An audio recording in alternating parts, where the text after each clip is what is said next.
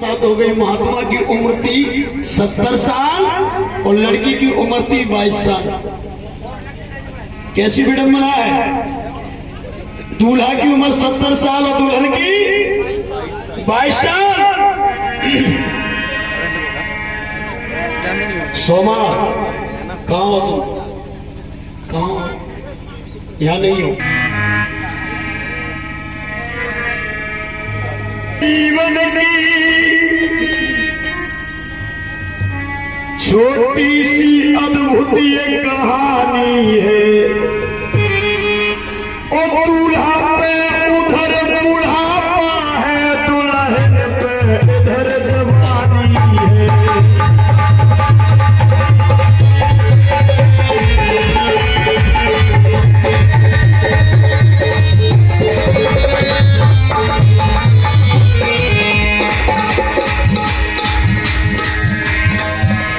दूल्हा पे उधर बुढ़ापा है, दुल्हन पे इधर जवानी है।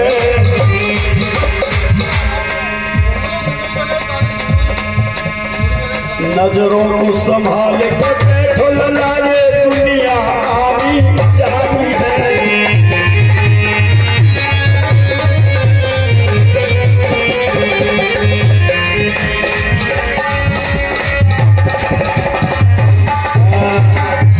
मणिभद्र नाम के एक ब्राह्मण गुरु हुआ करते, मणिभद्र नाम के बलदेव जी।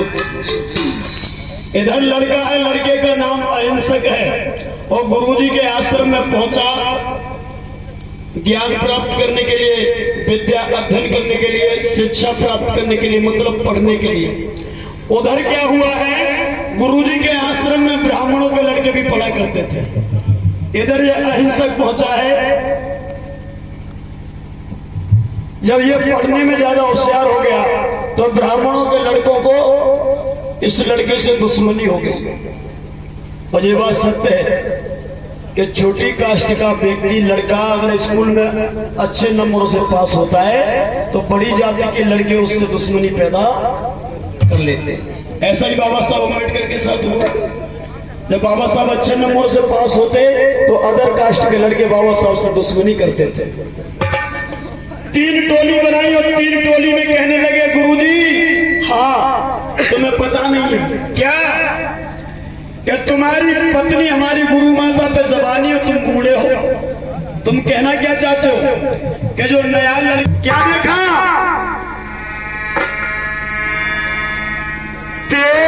तुम्हारी नारी ओ गुरुमल बलला से आंख लड़ाती है। देखना ब्राह्मणों ने सत्यानाश करने में कहीं कोई कसर नहीं छोड़ी। तुम्हारी नारी ओ गुरुमल बादुष्ट से आंख लड़ाती है और दुष्कर्म करने में बाकों ने कसरम नहीं आती है।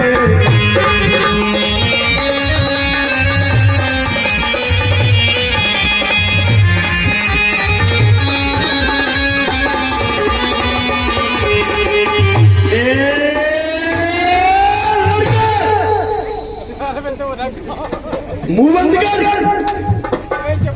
नहीं गुरुजी हम सत्य बोल रहे हैं। क्या सत्य बोल रहा है तू? मेरी घरवाली ऐसी नहीं है। गुरुजी आगे बढ़े, आगे जब बढ़े मित्रों मेरे भाइयों, आगे 3 लड़का और मिलेंगे ब्राह्मणों के। अब देखना सुंदर दूध को कैसे फाड़ा जाता है। हाथ जोड़ के बेटा बोले, गुरुवर कहाँ पे जा रहे हो? आश्रम में का आग फट गई, आश्रम में का आग फूट गई, इज्जत पे दाग लगा रहे हो।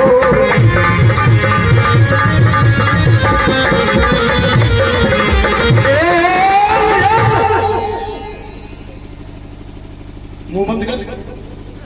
क्या बकवास कर रहा है? गुरुजी हम जो देख रहे हैं वही कह रहे हैं। शांत हो जा। वो लड़का ऐसा नहीं है जिसमें तुम लांछन लगा रहे हो। और मेरी पत्नी भले ही जवान है लेकिन वो पथभ्रष्ट नहीं हो सकती, वो रास्ता नहीं बदल सकती जैसा तुम बोल रहे हो। गुरुजी अब तुम्हें कछु नहीं पतो, 2-4 दिन के बाद तुम्हें आंखें खुल जाएंगी। गुरुजी ने को आगे बढ़े, तीसरी टोली मिलेगी, 3 लड़का और खड़े। बोले गुरुजी हाँ तुम आज कहाँ को जा रहे हो, क्यों ना गुरु बताए रहे हो। लेकिन हाँ, जो लड़का आश्रम में आओ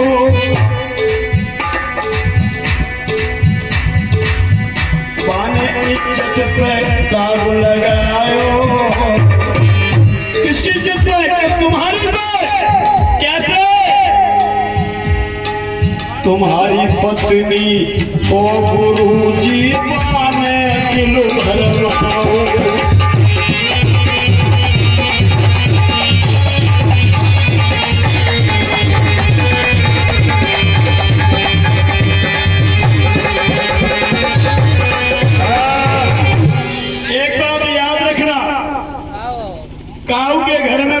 पत्नी में चाहे कितना प्यार हो, कितनी भी दांत काटी रोटी हो माता बहनों, उसके पति को अगर एक दिन में 4 लोग उल्टा सीधा बोलने वाले मिल जाएं, आश्रम में आकर के अपनी पत्नी से कहे ए लड़की हाँ खड़ी हो जा, बोलो हमने सुना है कि तुमने कोई गलत काम किया है आश्रम में, लेकिन तू जवान है मैं बूढ़ा हूँ, इसलिए शायद तूने सोचा होगा कि मैं तुझे शारीरिक सुख नहीं दे पाता, इसलिए तूने अपना रास्ता चेंज कर लिया है, बदल दिया है।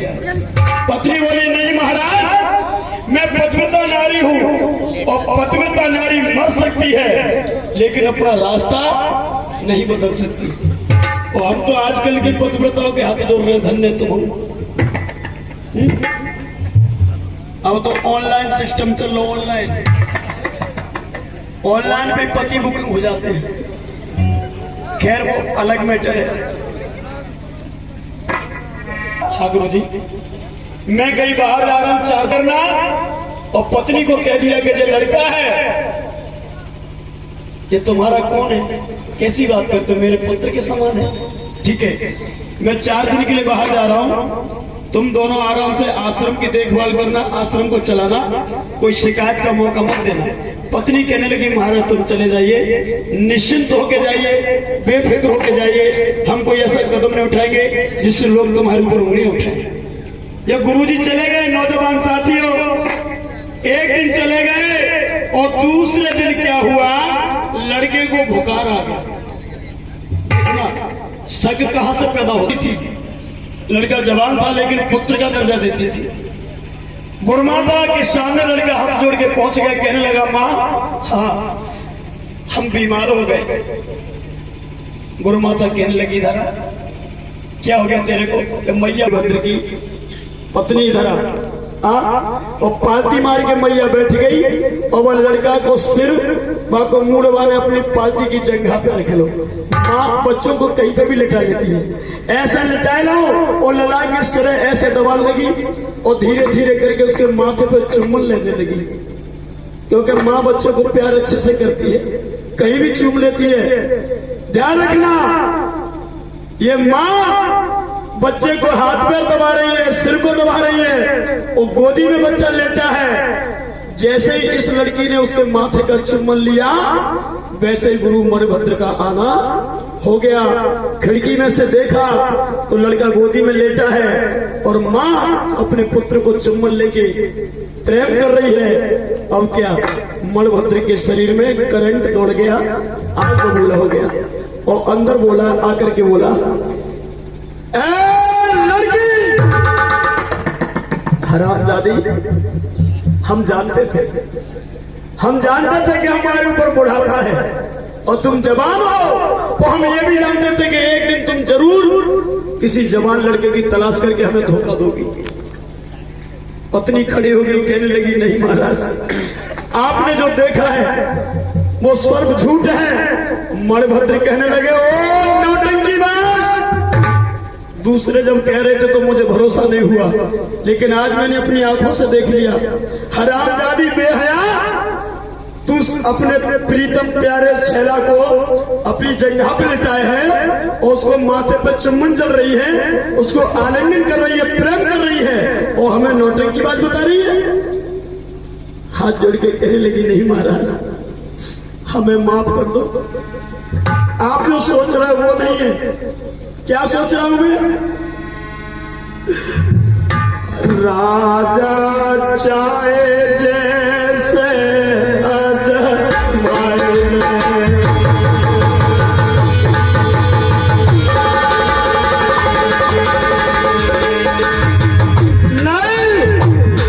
नहीं महाराज नहीं, प्रीतम चाहे जैसे रे अजमाए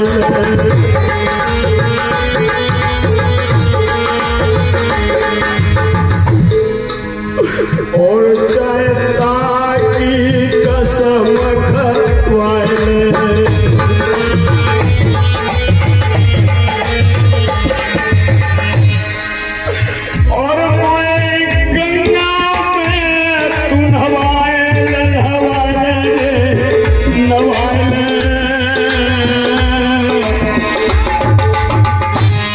चाहे जैसे अजमा लो महाराज, चाहे जहां कसम खवा लो, गंगा में स्नान करा लो महाराज, हमने तुम्हारे साथ कोई धोखा नहीं किया है। अपने मन को भरम मिटाए,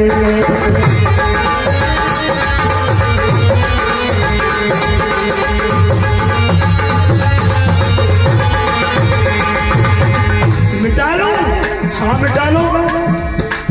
तू बता मुझे प्यार करती है किस लड़के को करती है? तुम्हें करते हैं तो उस लड़के से क्या करती है कि इसको हम प्रेम करते हैं। वो प्यार, मोहब्बत और आशिकी, इन चारों में बहुत अंतर है, लेकिन समझने वाले समझते हो, ना समझने वाले नहीं समझते। और ये हमसे क्या करती है कि तुमसे प्यार करते हैं, उस लड़के से क्या करती है कि इससे हम प्रेम करते हैं। हमसे क्या करती है कि तुमसे मोहब्बत करते हैं, उस लड़के से क्या करती है कि इसकी इज्जत करते हैं। जोरदार तालियां बजाओ उस बेटी के लिए जिसने प्रेम और प्यार का बड़ा सुंदर खंडन किया है। मणिभद्र गुरु की भैया नाय बात समझ में आई है, बेटा को आज गुरुवर ने ऐसी सजा सुनाई है।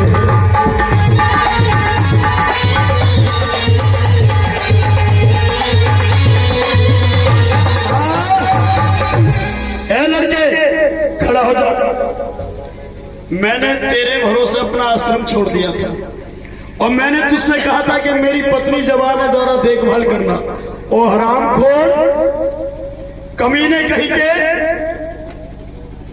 तूने मेरी ही पत्नी पर गलत नजर डाली, तू कोढ़ी कोढ़ी का हो जाएगा, तू नरक में जाएगा, तू मारा जाएगा। लड़का अहिंसक कहने लगा, गुरुजी हमने कोई गलती नहीं की है, हमें लगता है कि तुम्हें किसी ने बहका दिया है। ओरे नालायक कमीन कहीं के, मैं कोई दूध पीता हुआ बच्चा नहीं हूं जो किसी की बातों में आके मैं बहक जाऊं। और एक कमीन, मैंने अपनी आंखों से तुझे देखा है, तू मेरी पत्नी पर प्यार के डोरे डाल रहा है। नहीं महाराज नहीं, वो मेरी माँ है, माँ कीजिए, आप हमें फांसी पर लटकवा दीजिए, आप हमें जहर का कटोरा दे दो, हम पी जाएंगे। आप हमें कंकड़ के कोल्हू में पिरवा दो, घाव मेरे सीने में लग रहा है। गुरु मणिभद्र कहने लगे, और एक कमीन कहीं के, तुझे शर्म नहीं आती? दोनों इश्क कर रहे हो, रंगरेलियां मना रहे हो और शरीफ ऐसे बन रहे हो जैसे इसी ने तुम्हें पैदा किया हो। लड़का कहने लगा, महाराज हमें पता है कि अच्छा वाला दूध फट चुका है, और एक बार दूध दूसरे के परिवार को मिटाता है तो उसका सत्यानाश होना चाहिए, उसको खंड खंड का होना चाहिए, उसके जीते जी उसके शरीर में कीड़े पड़ना चाहिए जो दूसरे के परिवार को मिटाता है। याद रखना, आज मणिभद्र गुरु ने कह दिया लड़के, हाँ एक काम करना, क्या?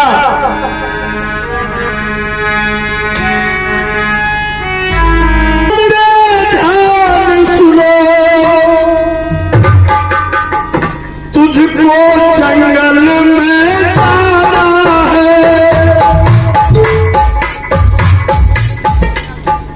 तुझको जंगल में जाना है,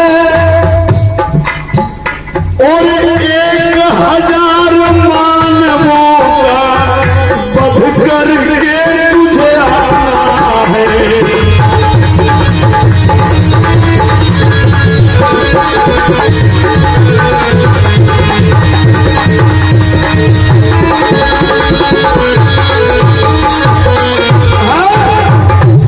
ये मेरा आदेश है, गुरु की आज्ञा का पालन कर।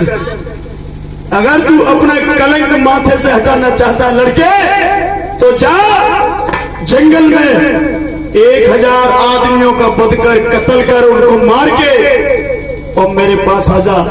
मैं समझ लूंगा कि तू सत्यवादी। याद रखना, मणिभद्र ब्राह्मण थे, उन्होंने सोचा कि इस लड़के को मैं मारूंगा तो लोग मुझे कहेंगे तू कैसा गुरु, तू हत्यार बन गया, तो इसको ऐसी सजा दे दो कि जब 1000 आदमियों को ये मारेगा तो कोई ना कोई कहीं ना कहीं इसको मार देगा, तो ये अपने आप मार जाएगा। मतलब लाठी लड़का वहां से चले मेरे भैया सुनियो, मेरी बहना सुनियो,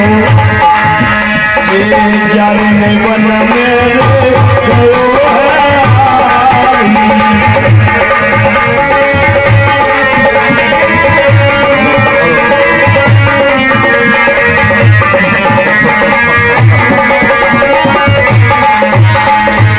आज लड़का जालीगर में कूद गया और डाकू बन गया, खूंखार डाकू बन गया।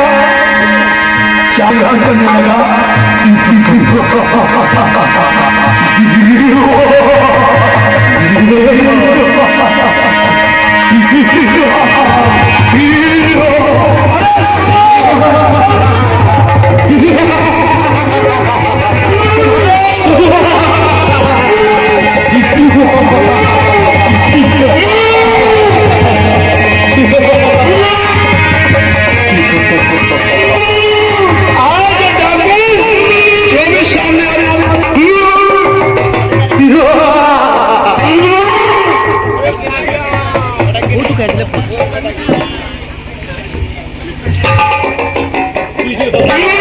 महाराज इस वक्त दुनिया चल रही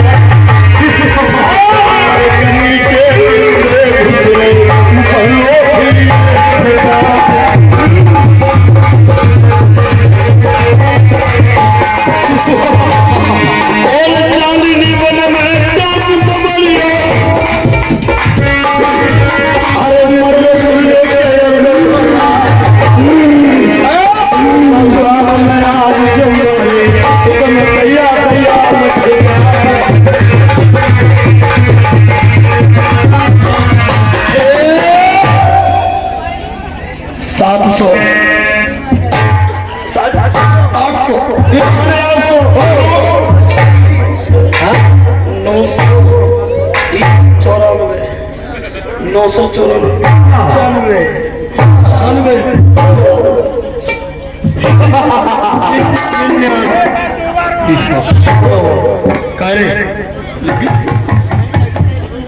बच गया बेटा, पीछे से पैसे ले जाऊंगा और फिर गिन के बताऊंगा गुरुजी जो 100 उंगलियां है मैंने 100 लोगों को 1000 उंगलियां है और 1000 लोगों को मैंने मार दिया है।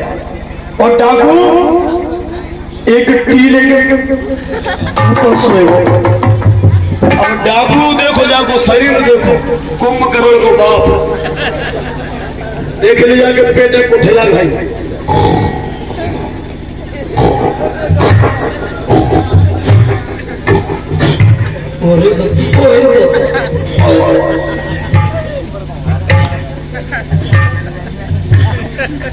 अब डाकू तो डाकू ही है। और एकदम इस डाकू को याद आया कि बहुत समय हो गया सोते सोते, अब मैं अपनी उंगलियों को देखूं कहां है। यही तो देख कहां गई लोगों, ये डाकू को उंगली नहीं मिली।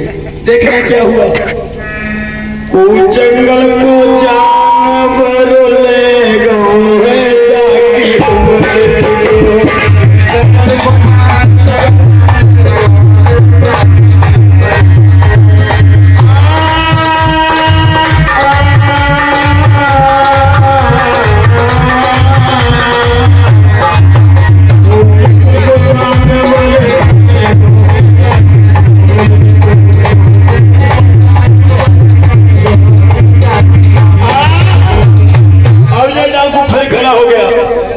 इसने सोचा कि गुरुजी को कैसे मुंह दिखाऊंगा, मेरी मां के ऊपर लगा कलंक कैसे मिटेगा,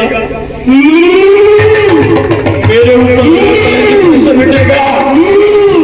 और ये डाकू ने सोचा कि 1000 आदमियों को और मारना पड़ेगा। इसने फिर नंबर लगा दिया।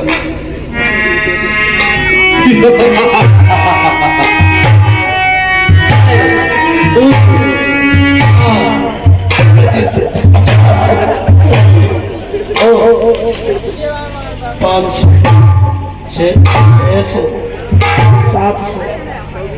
लेकिन इसकी एक आदत थी कि बच्चों को नहीं मारता। 850 900 95 98 97 98 99। और सोचने लगा एक रहेगा, एक उंगली कहां से लाऊं, एक और आ जाए तो मेरी पूरी 999 की जगह 1000 हो जाए। लोग मुझे एक उंगली एक व्यक्ति की तरह समझा रहा था कि एक और मिल जाए उसे मार दूं 1000। और तब तक जैसे ही एक उंगली की तरह समझा रहा तब तक कब हो बात जंगल के बीच में आई गई जाकी महामारी। बूढ़ी भैया डाकू की हमारा गला कैसे है। ओ बेटा क्या बिना से तू गो है क्यों खड़ा ना देखो, कितनी साल हुई गला को ना देखो, क्या भूल गला ओ अहिंसक ओ मानवक मेरे बेटा कहा गया हमको बोल सुना मैया बेटा गया हीर बताई।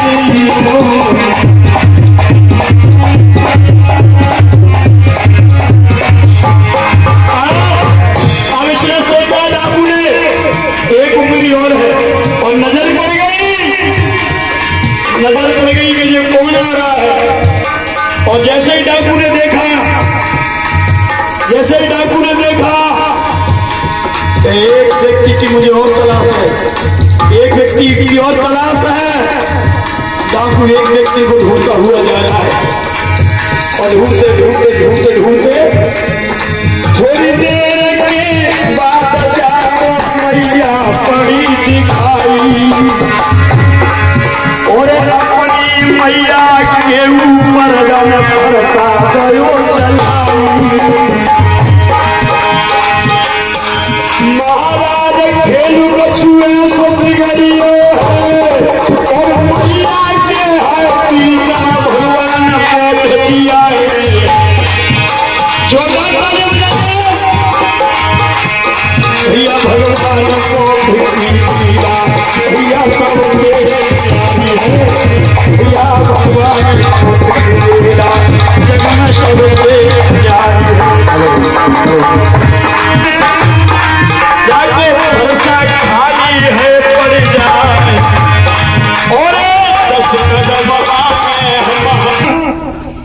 ए संडा, अरे कौन है भाई?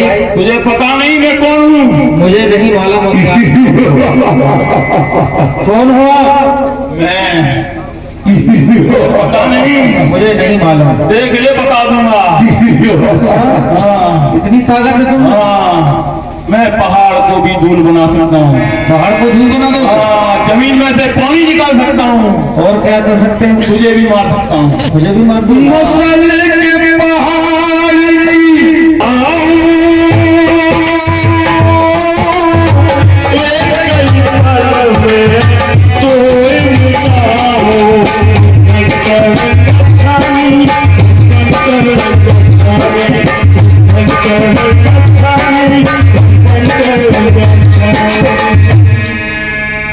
बेटा, क्या बात है? तू पहाड़ को धूल बना सकता है और जमीन से पानी निकाल सकता है और मुझे भी मार सकता है। तो मैं एक छोटा सा काम कर दूं। कौन सा? आ जाओ मेरे साथ में। चलो। डाकू चला है भगवान बुद्ध के साथ। भगवान बुद्ध देखना चाहते हैं कि इसमें कितनी ताकत है, और भगवान बुद्ध अपने ज्ञान से, अपनी वाणी से इस डाकू, तो इसमें से एक पत्ता तोड़ के बताओ।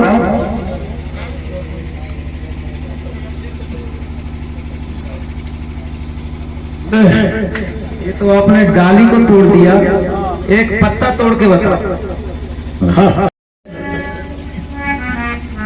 लो, अरे सुन तो लो पहले। आपने पत्ता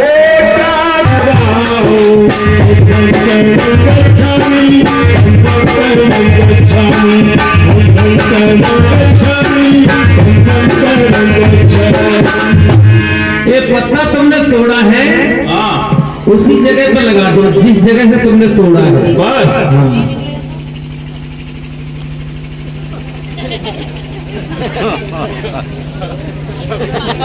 लगा ले फेविकोल से लगा ले। ना लग रहा? ना लग रहा? नहीं लग रहा है क्या? ये नहीं लग रहा। नहीं लग रहा? अभी तो आप कह रहे थे कि मैं पहाड़ को धूल बना सकता हूँ, संभव बात है, और जमीन से पानी निकाल सकता हूँ। एक छोटा सा काम नहीं होता है। अरे ये नहीं हो सकता। तो बताओ बेटा,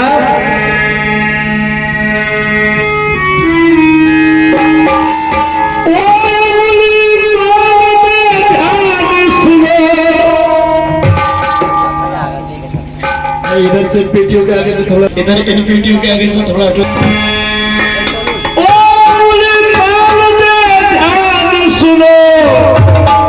सुनाओ। क्या तुझको इतना काम नहीं?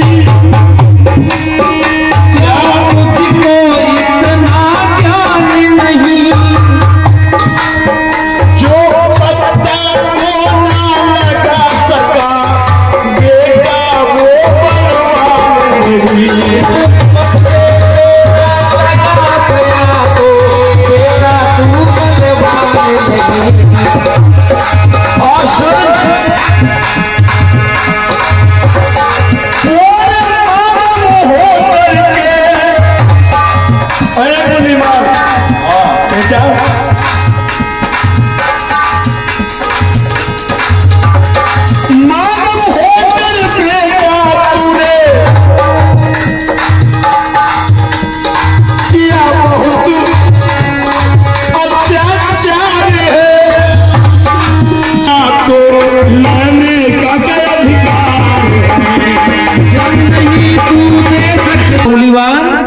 बोलो, जब तुमने कितनी महिलाओं को विधवा कर दिया, कितनी माँ की कोख उजड़ गई, और तुम्हें पता नहीं जब तुम किसी को प्राण नहीं दे सकते तो मारने का तुम्हें क्या अधिकार है? अरे भगवान, बताओ, तुमने कितनों के घर उजाड़े हैं? मैंने बहुत कितनों को मारा है? बहुत घर उजाड़े। अगर आप मुझे पहले मिल जाते तो शायद मैं इतना अन्याय अत्याचार नहीं। अपनी शरण में ले लीजिए। आइए मेरी शरण में। कहते हैं कि जब जागे जब ही सवेरा। याद रखना, ये ताकत किसी तोप तमंचा या किसी दबाव की ताकत नहीं है। ये ताकत क्या है? सुनो बेटा, हमारी क्या ताकत है? अब इस देश को ये प्रेम इंसान को, ये प्रेम की ताकत है। प्रेम शैतान को इंसान बना देता है, प्रेम शैतान को इंसान बना देता है, ताकत को भगवान बना देता है।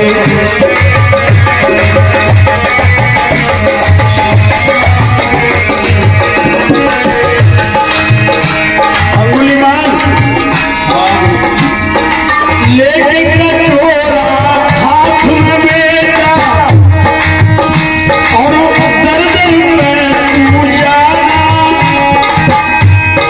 अगर सुधर गया है तो तू ही को मार के लाना। को भगवान बना देता है, कैसे भगवान बना